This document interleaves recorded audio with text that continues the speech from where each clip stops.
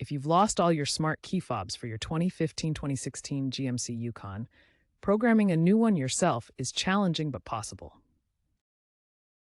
GM security protocols require entering a Learn mode on the Body Control Module (BCM).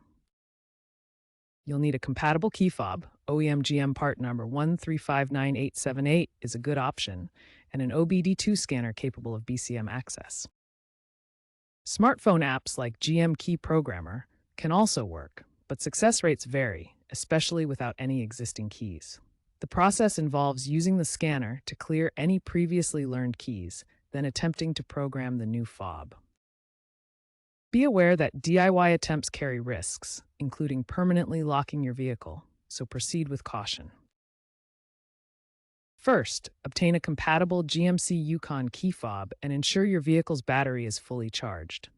A weak battery can prevent successful programming. Next, locate the OBD2 port under the dashboard and connect your scanner. This allows access to the vehicle's systems. Use the scanner to access the body control module and clear all existing keys from the system. Follow the scanner's instructions to program the new key fob.